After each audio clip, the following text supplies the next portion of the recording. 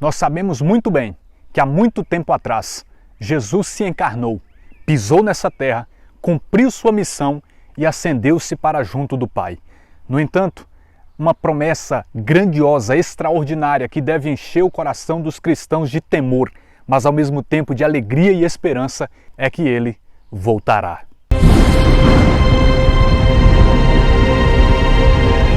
Sim, Jesus voltará.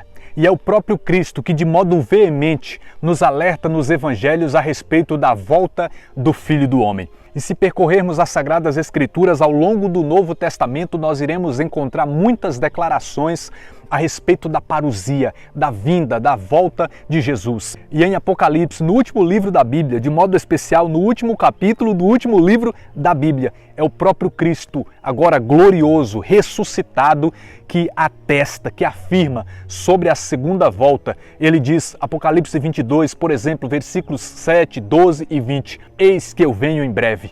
Eis que eu venho depressa. E é diante dessa verdade que todo cristão deve viver numa contínua condição de espera. A igreja esposa anseia pelo Cristo esposo. E essa espera emite um clamor, Maranatá. Essa expressão aramaica quer dizer, vem, Senhor.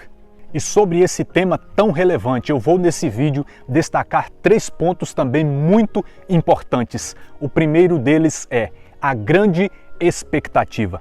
Nós precisamos viver num constante desejo pela chegada desse evento inexplicável, extraordinário. A igreja primitiva, ela tinha consciência da vinda do Senhor Jesus e ela vivia nessa iminência da chegada de Cristo. A igreja tinha essa consciência e vivia nesse anseio. Era parte da liturgia dos primeiros cristãos, a frequente invocação, Maranatá, vem Senhor Jesus. Lá em 1 Coríntios, capítulo de número 16, versículo 23, o apóstolo Paulo escreveu assim, se alguém não amar o Senhor, seja maldito. E ele termina dizendo, Maranatá, vinde, Senhor. E no último livro da Bíblia, que eu já mencionei aqui, que podemos dizer é o principal livro sobre a segunda vinda de Cristo, no versículo de número 20 de Apocalipse 22, está escrito assim, aquele que atesta estas coisas diz, sim, eu venho depressa. Amém. Vem, Senhor Jesus, Maranatá. Nós precisamos ser esses que esperam, que aguardam ansiosamente a manifestação de Cristo Jesus na sua segunda vinda. Em Hebreus capítulo de número 9, versículo de número 28, a palavra de Deus vai dizer que o Senhor Jesus virá pela segunda vez para trazer a salvação aos que o aguardam. Então sim, nós precisamos reavivar a nossa fé nessa verdade, crer, desejar, clamar, orar, mas ao mesmo tempo entender que esse clamor Maranatá vai além de desejo e palavras, mas deve se manifestar principalmente em atitudes concretas. Por isso que o segundo tópico aqui é uma conduta Maranatá. A começar pelo próprio Jesus, junto com a garantia de que ele iria voltar, ele deixava sempre uma exortação. E essa exortação era um chamado à preparação. E essa preparação tinha a ver com conversão, com oração, com vigilância, com prudência. Leia comigo, por exemplo, Mateus capítulo 24, a partir do versículo 42. Ele está aqui num sermão escatológico sobre as últimas coisas. Vigiai, porque não sabeis a hora em que virá o Senhor. Sabei que se o pai de família soubesse em que hora da noite viria o ladrão, vigiaria e não deixaria arrombar a sua casa. Por isso estai também vós preparados, porque o Filho do Homem virá numa hora em que menos pensardes. Olha isso. E essas exortações continuam ao longo do Novo Testamento. Por exemplo, em 1 Pedro capítulo 4, versículo 7 está escrito assim, o fim de todas as coisas está próximo.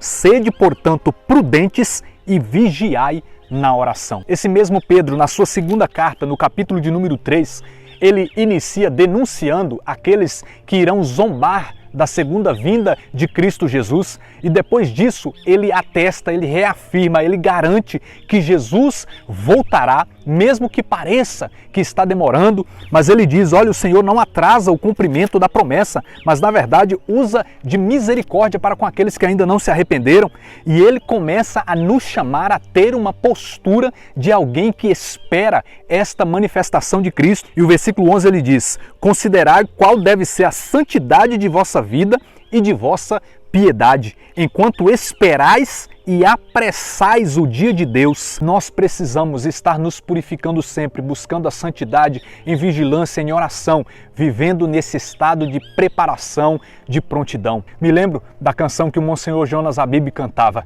que a santidade da minha vida apresse o Senhor e Ele logo virá. E o terceiro e último tópico é uma espera ativa. Enquanto nós esperamos o Senhor voltar, nós precisamos trabalhar, nós precisamos estar em atividade, nós precisamos servir nesta obra de salvação, levar o Evangelho à frente. Se o Senhor ainda não voltou, é porque Ele está em misericórdia, nos esperando levar este Evangelho a tantas pessoas que ainda precisam, levar este Evangelho às nações. Mateus capítulo de número 24, versículo de número 14, vai dizer que o Evangelho do Reino será pregado a todas as nações para servir de testemunho e então chegará o fim. Nos tempos de Noé, o dilúvio não veio enquanto Noé não terminou de construir a sua arca. Jesus está nos esperando convocar a humanidade a entrar na sua arca para que então Ele possa voltar. Mas quando nós estamos vivendo em santidade, como eu disse no tópico anterior, e quando nós servimos, trabalhamos, levamos o Evangelho, a salvação adiante, nós estamos, como o apóstolo Pedro falou na sua segunda carta, capítulo de número 3, apressando a vinda do Senhor. Em Atos capítulo de número 1, quando os discípulos estão contemplando Jesus voltar para o Pai, diz a palavra no versículo de número 10 que apareceram 2 homens de branco e alertaram os discípulos que estavam olhando. Versículo de número 11, homens da Galileia, por que ficais a olhar para o céu? Este Jesus que acaba de vos ser arrebatado para o céu, voltará do mesmo modo que viste subir para o céu.